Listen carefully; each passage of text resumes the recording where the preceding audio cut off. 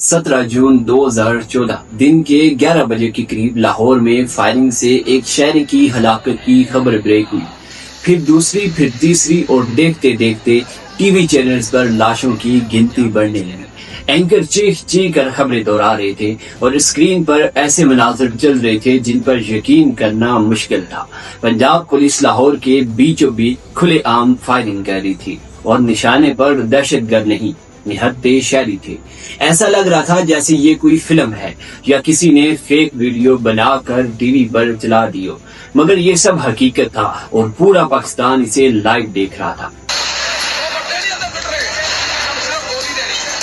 कुछ ही देर बाद स्क्रीन पर एक लंबा चौड़ा शख्स हाथ में डंडा लिए पुलिस एहलकारों को लीड करता और शहरियों की गाड़ियां तोड़ता नजर आया। पाकिस्तान में रियासती जुल्म की कई वाक़यात हुए, लेकिन शायद ये पहला मौका था जब एक रियासती कत्ल आम लाइव टीवी पर कास्ट हो रहा था। चंद घंटों के बाद फायरिंग रुकी और 14 पाकिस्तानी जान से जा चुके थे। मेरी बहन गई, जी फौत हो गई। बहुत से नाक़दीन के मुताबिक ये सिर्फ एक वाक़या नहीं था, बल्कि एक ताकत का पैगाम था। ये कि लाहौर पर सिर्फ हुकूमत नहीं, बल्कि एक सियासी खानदान की गिरफ्त कायम हो चुकी है।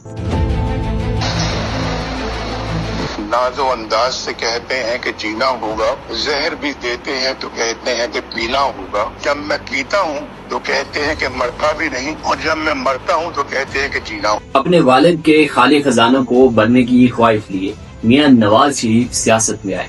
1980 की दिहाई में एस्टेब्लिशमेंट की हमायत और खानदानी असर रसूख ने इन्हें वजीर खजाना से वजीर आला पंजाब बना दिया। लेकिन वजीर आला बनने के बाद नवाज शरीफ एस्टेब्लिशमेंट पर एहसार करके नहीं बैठे।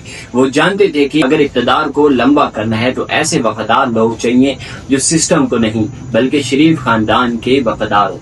हम अल्लाह के फजल से आपसे 4 कदम आगे चलेंगे, आप हमारे बस पीछे पीछे चलो तो काम बन जाएगा। चुनांचे सरकारी इदारों, ब्यूरोक्रेसी और पुलिस में अपना असर रसूख बढ़ाया गया। नाक़दीन के मुताबिक ऐसे अफसरान को आगे लाया गया जिनकी तरक्की काबिलियत से ज्यादा सियासी वफादारी से जुड़ी हुई थी। इसी वफादारी की एक मिसाल 1999 में सामने आई, जब नवाज शरीफ ने जनरल परवेज मुशर्रफ को बरतरफ करने की कोशिश की। सहाफी जाफर रिजवी SSP बशीर मेमन के दफ्तर में बैठे थे जब अचानक खबर चली कि परवेज मुशर्रफ को हटा दिया गया है। चंद ही मिनट बाद पुलिस अफसरान को हुक्म मिला कि परवेज मुशर्रफ के जहाज को कराची एयरपोर्ट पर लैंड होने से रोका जाए और अगर लैंड हो भी जाए तो इन्हें गिरफ्तार कर लिया जाए। अफसरान हैरान थे, कुछ ने इसे गैर कानूनी हुक्म करार दिया, लेकिन इसी वक्त के IG राना मकबूल हर सूरत में हुक्म पूरा करना चाहते थे।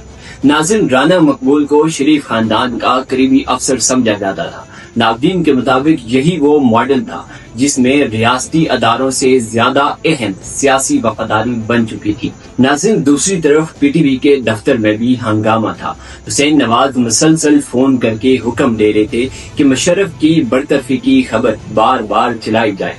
PTV का अमला ऐसा ही कर रहा था, मगर फिर अचानक न्यूज रूम में मशीन गन उठाए एक फौजी अफसर दाखिल हुआ और सख्ती से कहा गया कि परवेज मुशर्रफ की बरतरफी की खबर अब नहीं चलेगी। नाज़िम ये मेजर निसार थे जिन्होंने अपने साथियों के साथ PTV का कंट्रोल संभाल लिया था। इसी दौरान नवाज शरीफ के मिलिट्री सेक्रेटरी ब्रिगेडियर जावेद भी वहां पहुंच गए। इनका असरार था कि खबर जरूर चलेगी। उन्होंने फौजी एहलकारों को असला रखने का हुक्म दिया, मगर जवाब में मेजर निसार ने उन पर ही बंदूक तान ली।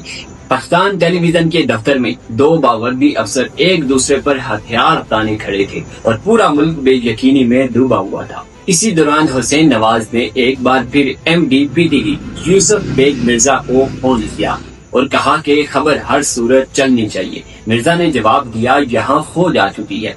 लेकिन जवाब आया तो क्या हुआ, आप MD हैं, खबर चलाएं। मिर्जा ने एक बार फिर समझाने की कोशिश की, जनाब फौज आ गई है, यहाँ उनके पास हथियार है। जिस पर आगे से जवाब आया, अगर इनके पास बंदूकें हैं तो क्या हुआ, ये वक्त शहादत है, आप बस खबर चलाएं। नाज़िम, ये था वो निजाम जहां वफादारी की कीमत कभी कभी जान से भी अदा करनी पड़ती थी। इस वीडियो का नेक्स्ट पार्ट जरूर देखें, क्योंकि शरीफ खानदान की वो डार्क रियलिटी आप देखेंगे جو شاید آپ نے پہلے کبھی نہیں سنا۔